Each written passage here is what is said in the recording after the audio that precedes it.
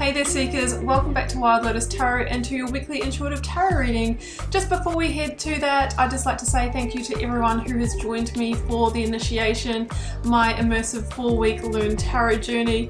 It's been incredible to get the amazing feedback so far, and also to grow that community of like-minded souls learning tarot with me. And because I want to continue growing that at the moment, I'm really in a growth stage.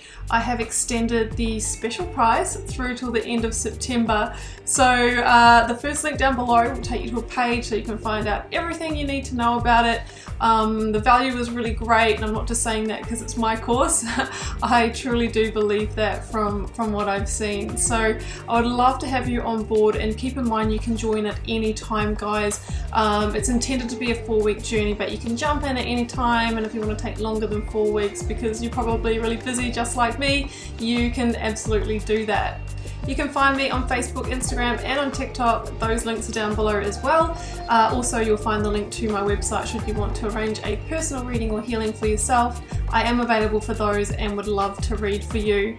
So I am wishing you so much love and magic for your week ahead. Let's head to your reading. Libra, this is your weekly intuitive reading for September 6th through to the 12th. Hope you're doing really well, Libra. Let's see what may be on the cards for you for the week.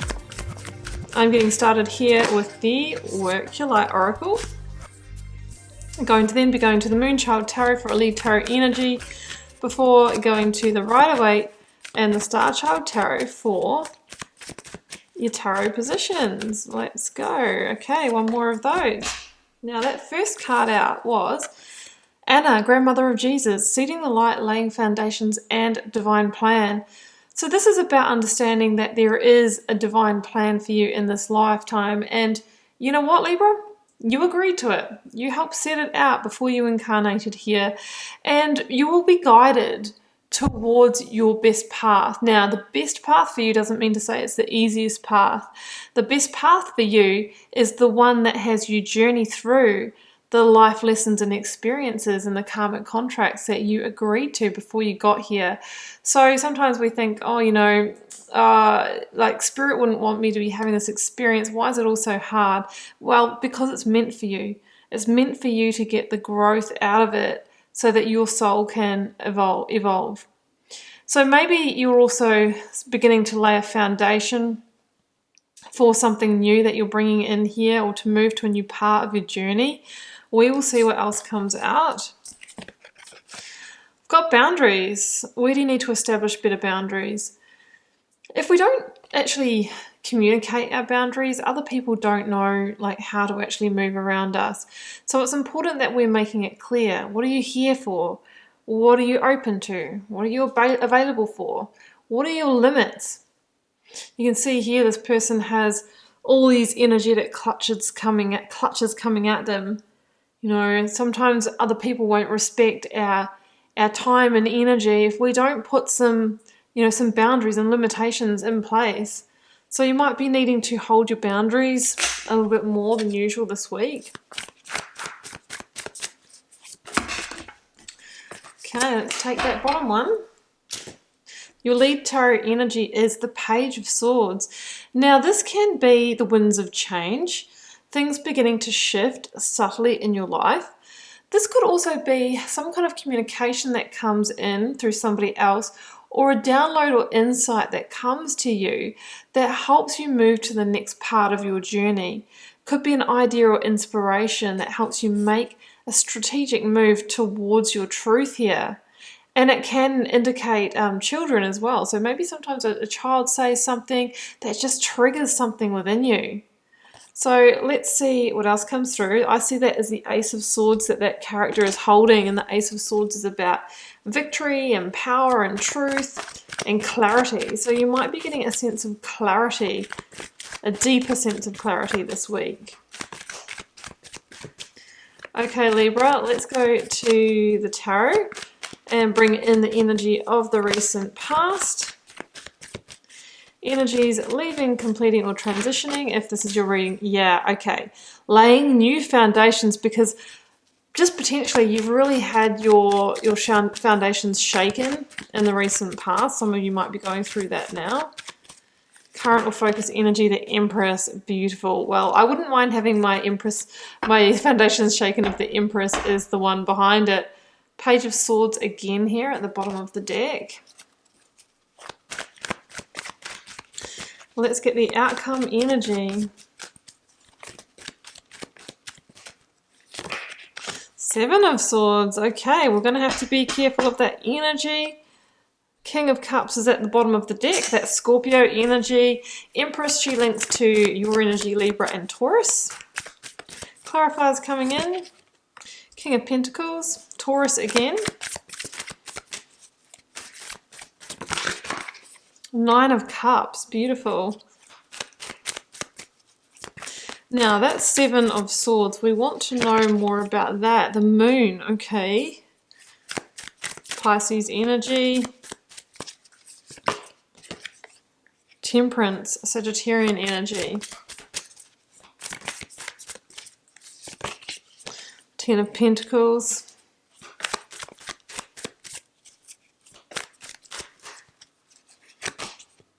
Seven of Wands. And Akashic Records at the bottom of the deck. So we're dealing with something very destined here, very much journeying through a karmic lesson here. Now, Akashic Records, I'll start there, it's on the extreme left, is this concept that we've already been touching on. The Akashic Record, every soul has an Akashic Record, which is like a record or a library. I see it like a hard drive of all of the life lessons, the karmic contracts, you know, between partners, lovers, friends, family, that your soul has experienced across its many lifetimes and incarnations. Also in that Akashic Record is those that you've signed up for in this lifetime. So whenever I see this card in a reading, it's like file loading, right? One of those karmic contracts or lessons is coming to some kind of climax here, either stepping into it or something climactically, maybe coming to a finale, which is what I'm seeing in this reading here. But you've signed up for this. You've signed up for this because there's important lessons or learning for your soul to grow and evolve here. Now, this is what I'm seeing the lesson is. Seven of Wands and the Tower. So the Tower is fundamental, pretty drastic change in your life. And each of the major arcana stands for a life lesson that the Fool actually participates in, overcomes, achieves in its journey from naivety to self-mastery or enlightenment. The Tower is about, you know, the fact that you've obviously built something on a shaky foundation in your life, right? So it can be getting into a relationship with someone that you've got a fundamental value that's different. Like maybe one of you wants to have children, one doesn't. Maybe one of you wants to live in the country and the other one of you is never going to leave the city. There's something here that is fundamental to not being able to get on the same page. Building a tower in your work situation might be, you know, taking on a career or job line because you're following on the family tradition or what's expected of you, but that's not in alignment with your truth. Right, so we've got this feeling, this question of alignment here, and this life lesson is around releasing what is not meant for you, or what is really against your universal flow. Like it's not for you, right? The lesson is, but the thing that you're releasing isn't. The Seven of Wands for me is this card of going against the universal grain, being out of the flow of your karmic timeline. So the universe is conspiring with you to help you release this to get you back on track, right? Because it's built on a shaky foundation, hasn't taken much to bring it to a head. So that's what I'm feeling. And the King of Pentacles here, which is a card of Taurus, so you might be dealing with a Taurus, but this is a card of, you know, the comfort and home. So I'm kind of feeling like you might have stayed in a situation too long because it did provide you with a sense of comfort and security. However, you know, it's not what you're supposed to be doing or where you're meant to be at this current time. So it's getting removed from your life. The Tower can also be a big revelation within yourself of what you need to release here. So that's what I'm seeing. With the King of Pentacles, it could most definitely be linked to actual home, physical house, real estate or work area as well. And there could have been, I'm seeing their communication from a King of Pentacles that has brought down the Tower. So for example, that could be your boss, mentor or manager saying, look, we have to let you go. You're in the next round of redundancies, or partner saying, you know what, I'm leaving this relationship, and all of a sudden you're losing that sense of security and stability. So in the current focus energy, I've got the Empress, Nine of Cups, Ten of Pentacles. I see this Ten of Pentacles as the completion of the chapter that provided you with that stability, that security. It is a number 10, guys, which generally are endings and completions in the tarot. And following on from what we've been talking about, I feel like a home situation has come to a completion, a work situation has come to a completion, and that is what you're letting go of with that Tower energy, where you're being realigned. But the cards are saying that there is something beautiful and more in alignment for you to be created behind this. The Empress is this energy that wants to birth your biggest dreams. She wants to align you with your hopes, dreams, and wishes, the ones that you've been hiding behind this big tower, right? So this is the energy to move into a deeper and bigger calling here. And it will be different for all of you. She really births whatever is on your heart. Can be physical birth and family and conception for those of you that are wanting that as well.